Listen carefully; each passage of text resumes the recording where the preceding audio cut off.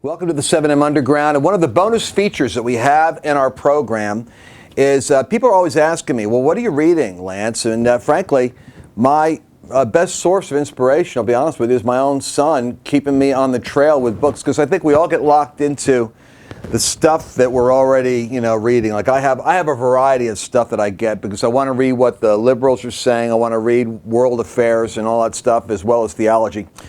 Carl's entrepreneurial and creative. He does a lot of creative coaching. And so working with the entrepreneurial ideas is really key. So Carl, you really turned me on to a book that, first I'm reading the notes before we go to the session to record it.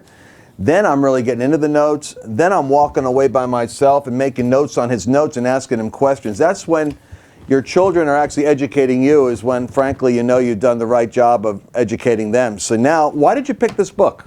Well, I chose to pick this one because it's actually the third installment in a multi-volume series, as we have right here, from 99U, which is an incredible company that provides the insights to creative individuals that they normally aren't able to get in traditional schooling.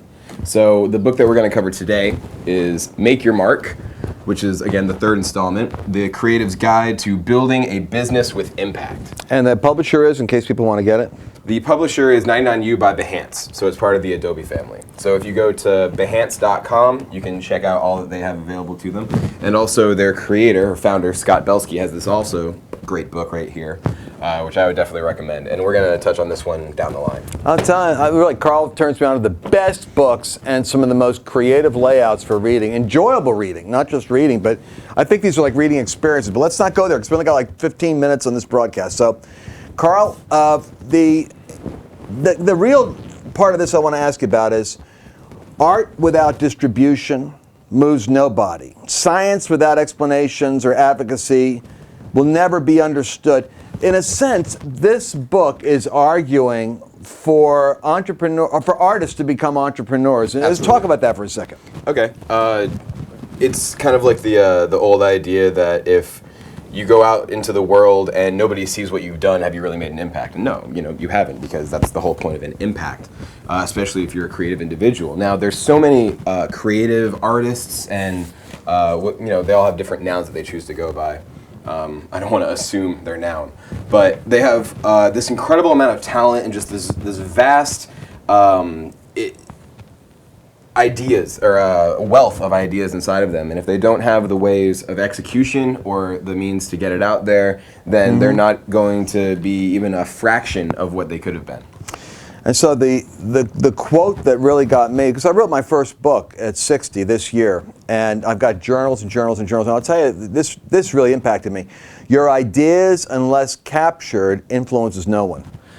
And I realized, oh my gosh, I got to really start getting those ideas out so that other people can be influenced by them, not just have them rolling around in my head.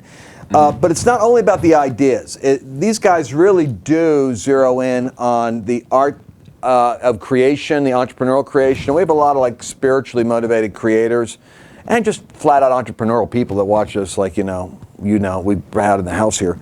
But they're actually looking for purpose. What's the difference between a business and a purpose-driven, calling for your art or for your work? That's a good question. I think the primary difference is that most businesses are either profit-focused or product-focused, and they don't actually focus on the purpose of what it is they're trying to do. Necessity is the mother of innovation, so what the successful companies do is they ask themselves, what isn't here right now that needs to be here? What is the world crying out for? What major impact can we provide the people? What need can we provide? And by focusing on the needs, by focusing on the impact that you can make instead of just focusing on the product or the profit, you're actually going to create, in a way, a tribe of people and an entire culture around the product or the business. So some of the notes that you gave me when we talked about this were, like if we were to look at this like a diagram, a Venn diagram, one circle would be like, what are you really good at? What are you really talented at? What do you do best? Then the other circle would be, what is the expertise you have that the world needs and would pay for? Now, right there, you've got like any kind of product, from a tire, flat tire, fixer to contact lenses. But if you add a third element, which is like what can change the world and make it better. Of course, those products can make, it do enhance life for people. But the idea of changing the world or making it better is where purpose comes in. And suddenly the thing goes to a whole other level. So speak to me for a second about the idea of like these questions that we picked out here. Share with the folks what these questions are that can actually help them do this process. All right. We're pulling these questions directly from Keith Yamashita's Finding Your Purpose and Living It, which is part of the first chapter of Make Your Mark. And the questions are, what does the world hunger for? What does it desire? What does it need or suffer from a lack of? And I mean, that's a very heavy load of questions if you really want to dive into it, which we don't have the time to get into all that right now. But that's all one category of question, followed by what are the unique talents of the organization?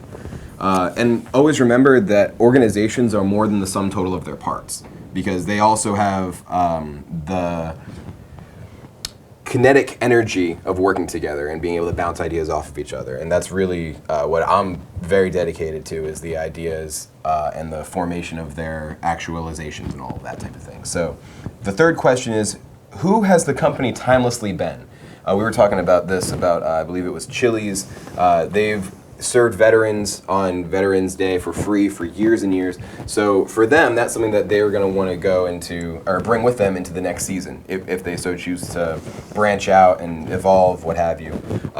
That's the answer to that question, is somebody who we've timelessly been, has been a supporter of our troops. We've always, that type of thing. And then the fourth question, who must it fearlessly become? And this is something that you and I have talked about at great length, especially at the level 10 meetings that we've had. Who have you been previously, and who are you going to have to become in order to be who you've never, or in order to achieve what you've never achieved? Right, so the idea is that and the question here is, the interesting word is fearlessly. Who must we fearlessly become that we've never been? Because it might require courage to innovate or step into something that is totally new and never done before. So because this is a lot to chunk down and we don't have much time left, there are other questions that help you to find your personal purpose. Because to a great extent, a lot of entrepreneurs and a lot of businesses, or a lot of ministries, are the extension of the mission of the founder. So Abraham had a calling, Isaac had a calling, Jacob had a calling, Joseph had a calling. And in a sense, families are that way too. I mean, the number one influencer, when I studied convergence and what people's destinies, the number one shaper that most people miss on your future is your parents' occupations. Even if it's like you listen to like Dave Chappelle or these other guys, they could do like white people impersonations, and they could have such a variety because like mom or dad was an English professor, and so they had it modeled like the proper way to speak versus the hood. And so your parents' education, but it's the Abraham, Isaac, and Jacob thing, where your family does shape an environment.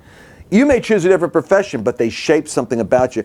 Give folks here some guidelines for discerning their personal purpose to unpack their business and professional purpose. All right. Well, if you translate the questions for the company and you look at those, the overlapping centerpiece, or the convergence piece, as some would say, that's where your purpose lies, is in those overlapping questions. So if you translate the company questions to a personal side of it, then it changes the perspective on what it really is for your own purpose and how that can translate in turn for your business or your company, organization, what have you. So the first question, which I encourage all of you to answer, is how will this world be better off thanks to you having been on this earth? I mean, some pressure on that. What are your unique gifts and superpowers? And when they say the term superpowers, they mean what do you do better than anybody else? And what are you bringing to the table that no one else really can? The third question is, who have you been when you've been at your best? We've talked about flow a number of times. Csikszentmihalyi's psychology profile, or psychological assessment of what actually makes people feel the most alive, when they come the most alive, when are they their best selves. Now on the opposite side of that, it's also good to ask yourself, who have you been, or what was going on when you were your worst? So that way, you can be aware of it, you can be prepared, and you already know what your personal triggers are going into those moments, what affects you, and how you can in turn take responsibility for yourself, your actions, then move forward in a productive manner. So the fourth question, which is the same as the other one, who must you fearlessly become instead of the company? I love it, man. Well, listen, we're running out of time, and there's so much more we got to do because we got more questions, more content. Not even on page 30, people. We're not even on page 30, and I only got halfway through the notes I had here. But listen, we're going to continue the conversation. The purpose of these podcast supplements and video supplements are because for the underground, I want you guys to be thinking all the time. You know, you can make a massive difference in the world if you got new ideas and if you make them manifest. So we're going to be talking about the entrepreneurial process, bringing out the best that's in you. And later on in the broadcast, we'll let you know how you can get in touch with Carl or with me, and you can ask your questions, and we can address them here on the program. But right now, if you want to join us on our intellectual journey, you might want to join us by reading the book. And maybe we'll get some copies of this for our bookstore and see if we can get it available to you easier. Right now, you got to go directly to the sellers. Mm-hmm. All right, this is Lance and Carl saying, keep thinking and change the world.